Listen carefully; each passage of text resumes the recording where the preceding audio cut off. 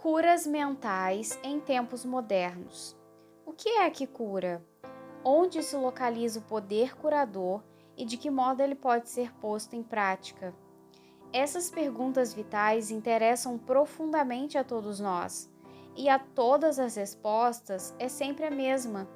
Esse poder situa-se na mente subconsciente de todas as pessoas, e o processo curador é deflagrado por uma mudança de atitude mental da parte do doente.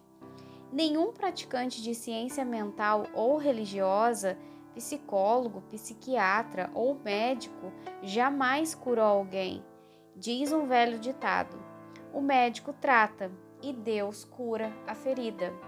O psicólogo ou o psiquiatra provocam uma mudança eficaz, removendo os bloqueios mentais do paciente, de modo que o princípio curativo possa ser liberado, reestabelecendo-lhe a saúde. De idêntica maneira, o cirurgião remove o bloqueio físico, permitindo que correntes curadoras funcionem normalmente. Nenhum médico, cirurgião ou praticante de ciência mental pode legitimamente alegar que curou o paciente. O processo curador, que é sempre o mesmo, pode receber numerosos nomes: natureza, vida, Deus, inteligência criadora, mas, na realidade, essas são apenas maneiras diferentes de denominar o poder do subconsciente. Conforme ressaltamos, podemos fazer uso de vários métodos diferentes para eliminar os bloqueios mentais, emocionais e físicos que impedem o fluxo do princípio vital curador existente em todos nós.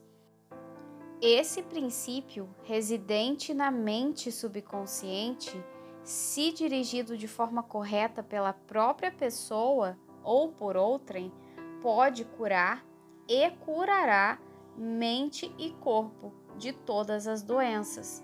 O princípio existe em todas as pessoas, quaisquer que sejam seus credos, cores ou raças. Não temos que pertencer a uma dada igreja para utilizar e participar do processo curador.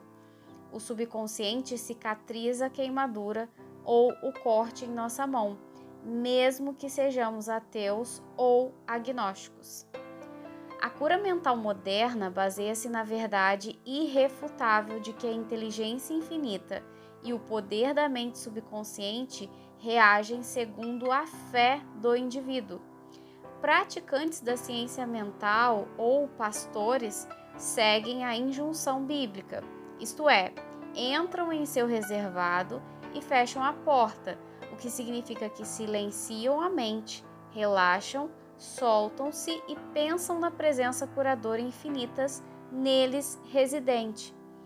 Fecham a porta da mente a todas as distrações externas, bem como a qualquer tipo de interrupção, e em seguida, tranquilamente, sabendo o que fazem, transferem o pedido ou o desejo à sua mente subconsciente, sabendo que a inteligência nela existente atenderá de acordo com as necessidades específicas do paciente.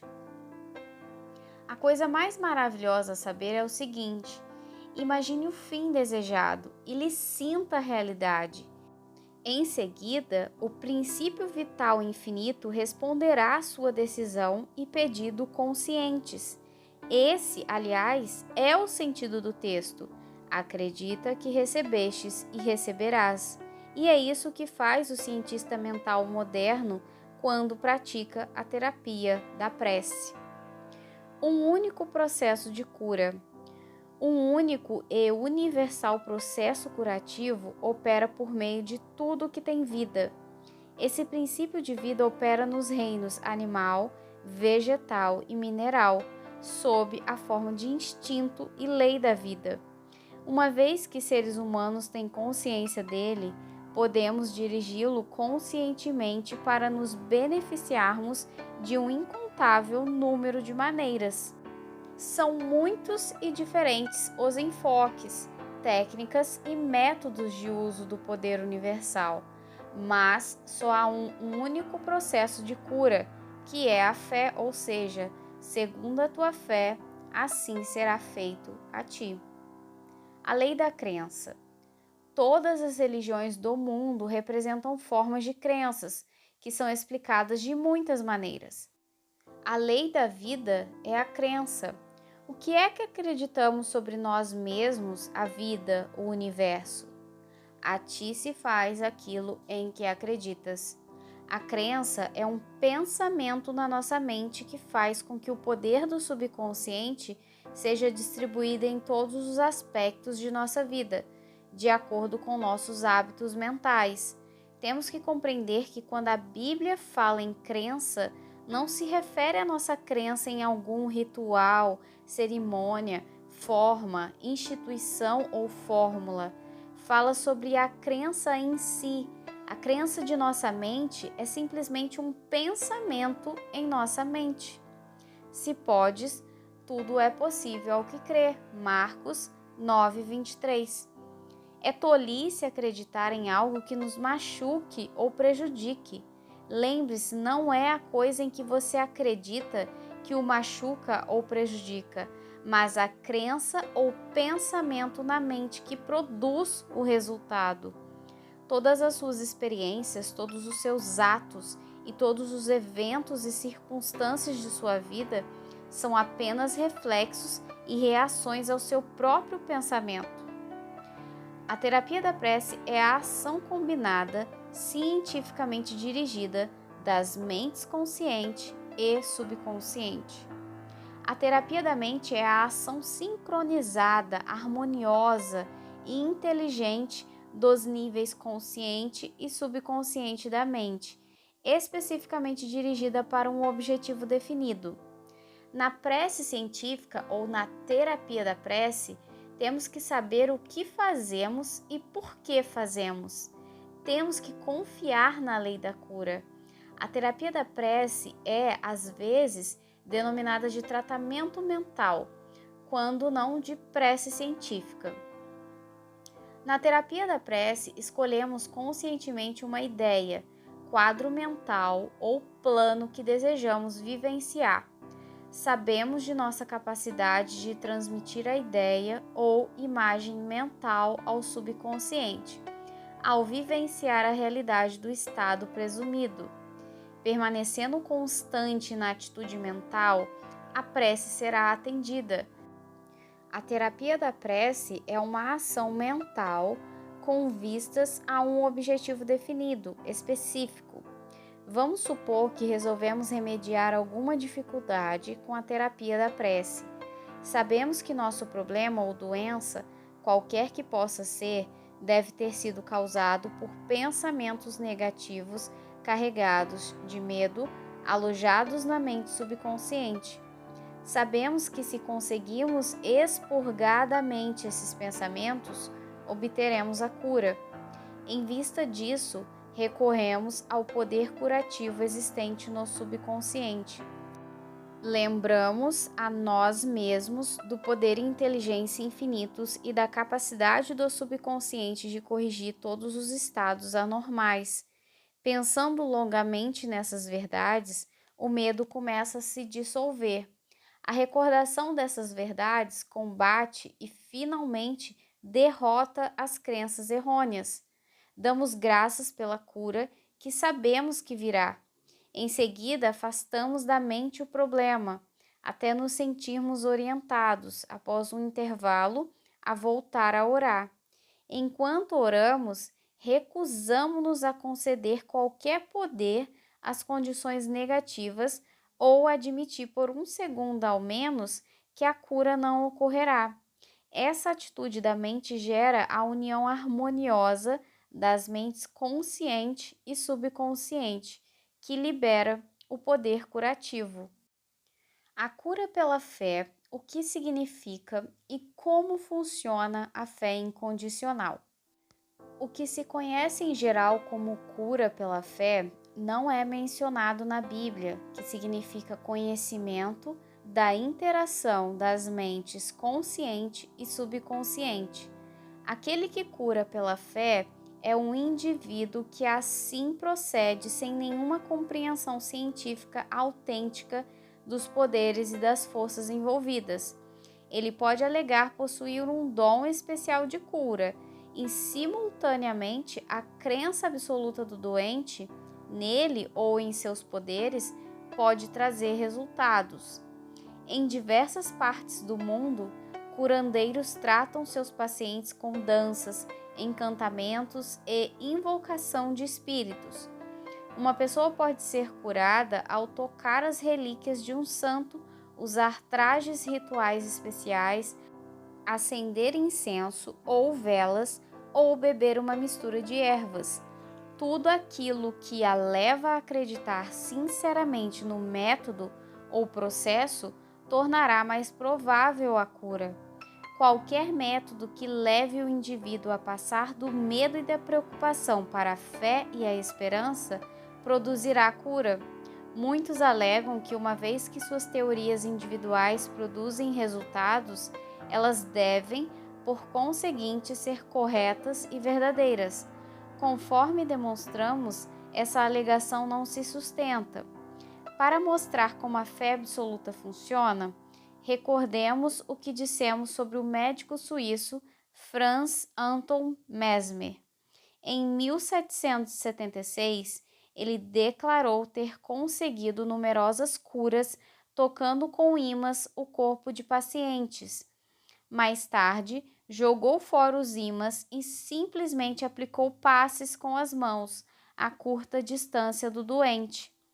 Esse método funcionou também. Explicando o sucesso do novo método, Mesmer formulou a teoria do magnetismo animal. Segundo ele, trata-se de um fluido que satura o universo, mas que é sobretudo ativo no organismo humano. Afirmou que o fluido magnético era transmitido por suas mãos para o corpo doente e que era essa transferência de magnetismo animal que o curava. Multidões correram para procurá-lo e muitas curas maravilhosas foram obtidas.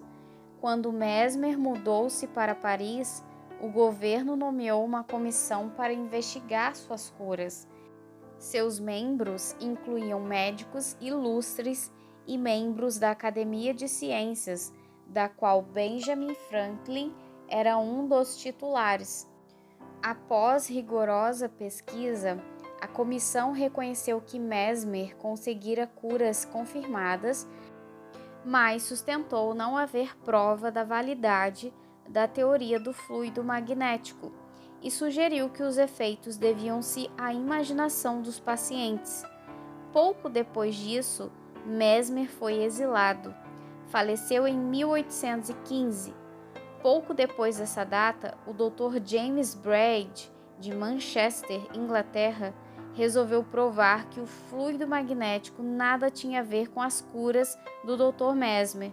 Descobriu que pacientes podiam, através da sugestão, ser induzidos a entrar em sono hipnótico.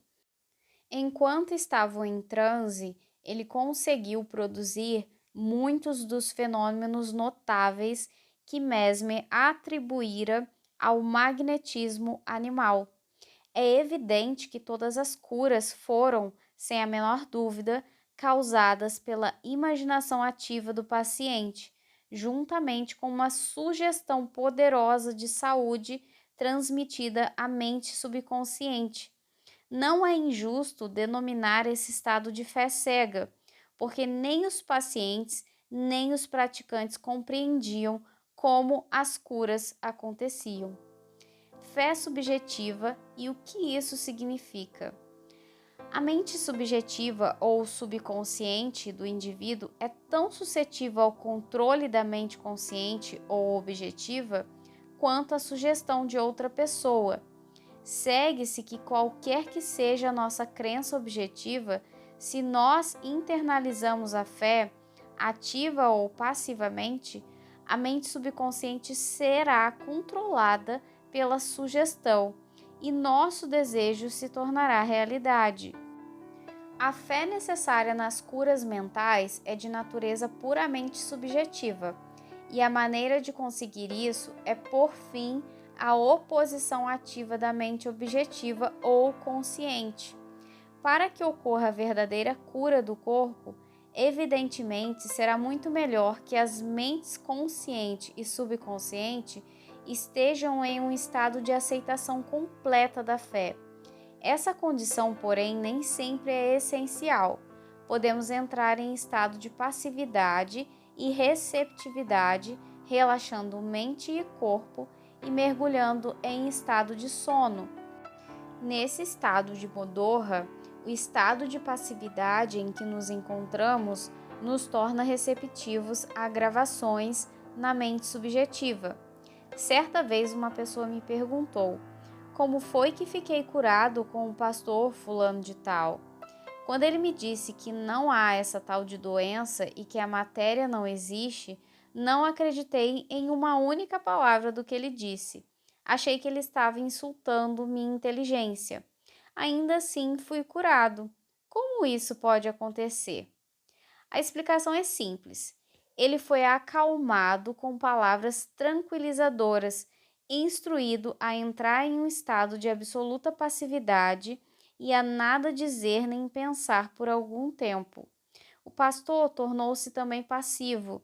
De forma tranquila, calma e insistente, durante meia hora, disse a esse homem que ele iria ter saúde perfeita, paz, harmonia e completude. Ao fim de meia hora, o homem sentiu um imenso alívio e recuperou a saúde. É fácil compreender que a fé subjetiva dessa pessoa tornou-se realidade devido à sua passividade sob tratamento e às sugestões de saúde perfeita que foram transmitidas à sua mente subconsciente. As duas mentes subjetivas estavam, naquele momento, em estado de comunhão. Se o paciente tivesse permitido que aflorassem dúvidas sobre o poder do curandeiro e a validade da teoria em que ele se baseava, essas reservas teriam atuado como autossugestão antagônica. As sugestões do pastor teriam sido fortemente prejudicadas ou mesmo inteiramente anuladas. No estado sonolento de Modorra, contudo, a resistência da mente consciente foi reduzida ao mínimo. A mente subconsciente do paciente tornou-se receptiva às sugestões do pastor e desempenhou suas funções de acordo com as sugestões recebidas, disso se seguindo a cura. Significado do tratamento à distância. Suponhamos que, enquanto mora em Los Angeles, você recebe a notícia de que sua mãe, que reside em Nova York, está gravemente doente. Seu primeiro impulso é deixar casa e trabalho e correr para ela. Mas e se isso não fosse possível? Você renunciaria a qualquer esperança de emprestar a força de sua fé ao processo de recuperação dela? Não. Conquanto não possa estar fisicamente presente, suas preces ainda assim a ela chegariam. E é o Pai interno que faz a obra. Só há uma única mente criadora. A lei criadora da mente está à sua disposição. O que você tem que fazer é induzir a vivência interior de saúde e harmonia em sua mente, e a resposta será automática. Essa materialização interior, atuando por meio de sua mente subconsciente, agirá por seu lado sobre a mente subconsciente de sua mãe. Seus pensamentos de saúde, vitalidade e perfeição operam por meio da única e universal mente subjetiva. Põe em movimento uma lei do aspecto subjetivo da vida que se manifesta pelo corpo de sua mãe como cura.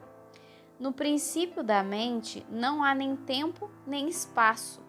A mesma mente opera por intermédio de sua mãe e de você, onde quer que vocês possam estar.